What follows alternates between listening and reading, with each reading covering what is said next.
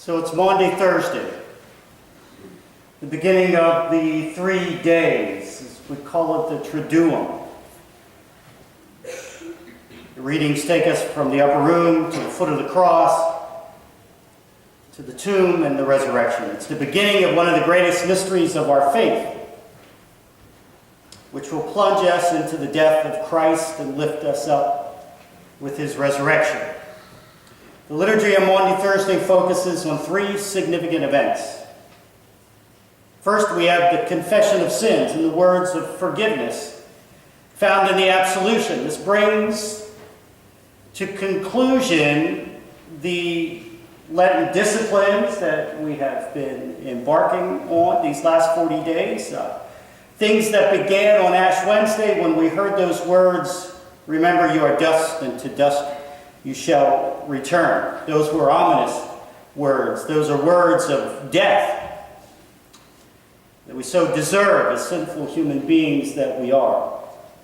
Second, we are reminded simply by the name Maundy Thursday that we are reminded to follow a new commandment, since Maundy is Latin for command.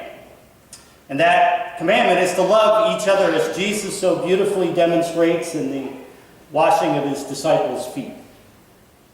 And finally, we take our place at the supper that Jesus shared with his disciples on this night. He shared the meal with all of his disciples, including Judas.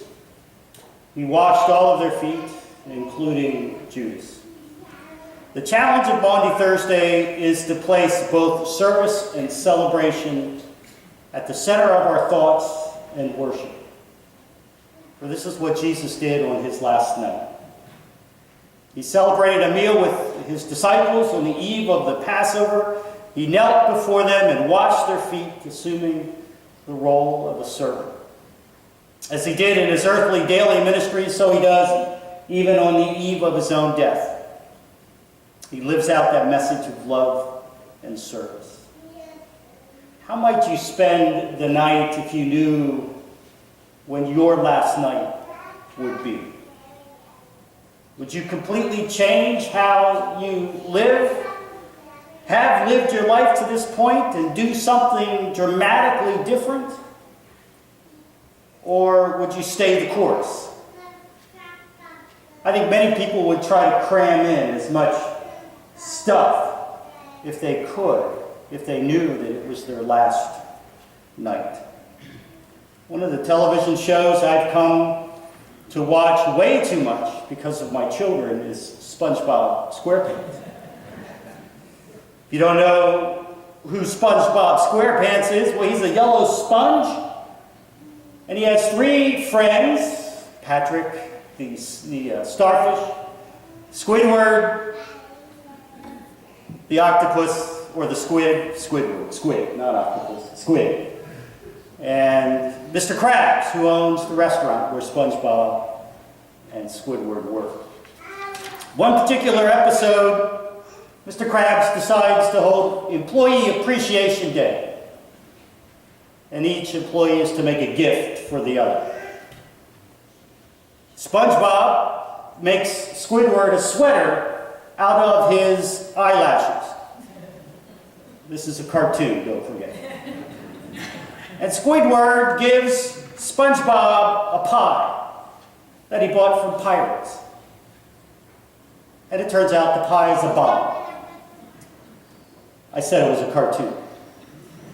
And when it appears that SpongeBob has consumed the pie, unbeknownst to him that it's a bomb, Squidward and Mr. Krabs realize or think that SpongeBob only has 12 hours to live. And so Squidward makes it his duty to make sure that SpongeBob's last night is the best. No matter how menial, how degrading, no matter what the cost, Squidward tries to make that night a special night. On this night, we remember how Jesus chose to spend his last night. He spent it the same way that he lived out his ministry. The servant continued to serve, the teacher continued to teach. I think the message we need to take away tonight is to remember what Jesus was actually trying to teach his disciples with this new commandment. What is new about this command? There's nothing new in the commandment to love one another, right? It's something the Torah teaches.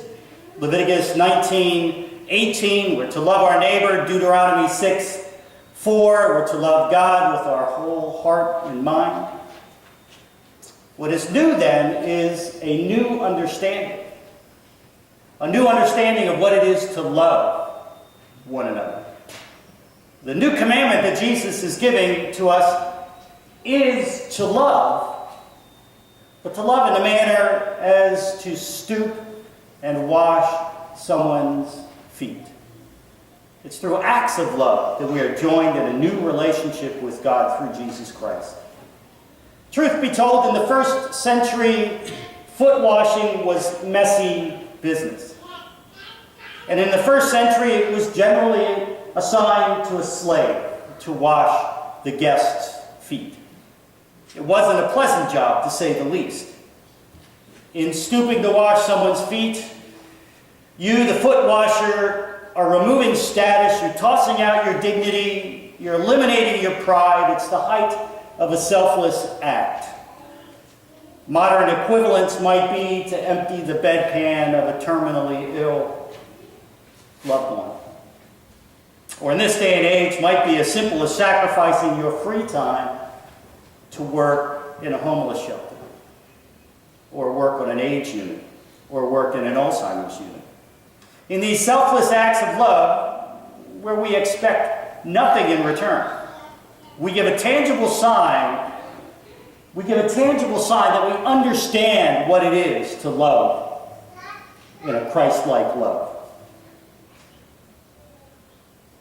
In the church, we've identified many saints over the years, people like St. Stephen, St. Francis of Assisi, Mother Teresa of Calcutta. What is the identifying mark of a saint? These are the people who, though they were unafraid to go and to feed the widow, to work with the orphan, to serve the poor in the most difficult of places. They have embodied how one is to love, how one is to wash someone's feet by doing the thankless jobs for the other without any hope of personal gain. But although we are all saints, I do not believe that selfless love is innate. That selfless love is a natural part of us. Instead, this kind of love is something we have to learn over time. There's a learning curve to selfless love. In the upper room on the eve of the Passover, the disciples do not immediately understand what Jesus is doing. Peter says, in essence, "Lord, you will not wash my feet." Jesus replies, "You don't know what I am doing now, but you will understand." You see, the disciples need more time to understand the full impact of what Jesus was doing. It was a teachable moment. It needed time to sink in. The disciples were on a very steep learning curve. I was trying to think of an example, and I was reminded of the movie Groundhog Day. If you know nothing about Groundhog Day, it's about a weatherman named Phil who goes to Punxsutawney to do a weather report from that particular site with the groundhog. This weatherman is a self-absorbed, arrogant prima donna who loathes the rest of humanity, except for his female producer, of course. During their stay in town, they're forced to stay a second night because of a snowstorm, and when he wakes the next day, he learns, much to his horror, that it's Groundhog Day again. And he relives this day, day after day, much to his bewilderment. He has to relive Groundhog Day again and again, like a broken record. And so it goes. this movie. He's forced to do his weather spot in Punxsutawney and all the other events of the day that are stuck in this time loop. No one else recognizes, of course, that things are repeating. Only he does. At first he reacts with bewilderment, but then he gets braver. Knowing there are no consequences to his actions, he begins to steal money from an armored car. He gorges himself on food. No matter what he does, time continues to reset on Groundhog Day. Finally, he begins to despair, and he finds different ways to kill himself, suicide attempts. One time driving the groundhog and himself over a cliff. And the day continues to reset. Then one day, at a brief moment of clarity, Phil decides to try a different course and to live each day in a more constructive way. He begins to take piano lessons day after day, progressing while his teacher continues to think this is his first lesson. He takes up ice sculpting. He learns to be very generous with his time and his money. One day he encounters an old vagrant man who is asking him for money for food, and the man later dies in Phil's arms. Day after day, he tries to save this man, day after repeated day, and yet the man continues to die no matter what he does. But this new development, the death of this man, is the one thing that Phil cannot change, but it changes Phil. He becomes more compassionate. He begins to use his knowledge of how this day unfolds to help people. He knows where a car breaks down, a tire blows, a car full of elderly women, and he fixes their tire before they even have a chance to get out of the car. He knows when a young boy is going to fall out of a tree, and he catches him day after day, the young man never thanking him. He knows when a local mayor is going to choke on a piece of meat, and he performs the Heimlich maneuver day after day. Having understood the suffering that he inflicted on others with his rude, boorish behavior, and his own personal encounters with suffering, Phil is transformed to move to do loving acts toward his neighbors, even complete strangers. Completing loving acts without any regard for personal gain. And in the process of learning what this authentic, Christ-like love is about, his transformation breaks the pattern, breaks the time loop. And in the end, with a newfound love for others, this change not only breaks the time loop, but it changes Phil in a dramatic way. And it began with the death of one man. Through the cross, through the death of one man, we too are supposed to be changed. On this Maundy Thursday, we need to remember that the victory and the love found in the death of Jesus on the cross is hollow if the world, if we do not come to know and experience the love of Christ found on the cross and allow that love to change us.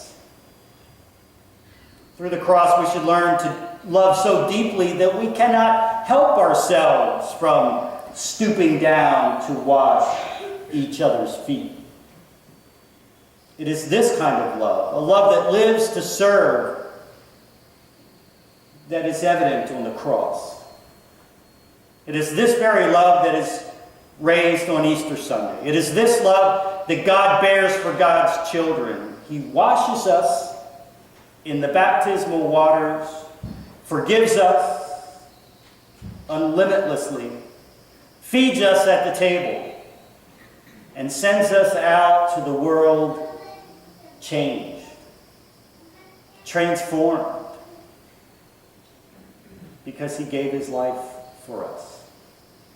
Amen? Amen. Amen. Please stand for the hymn.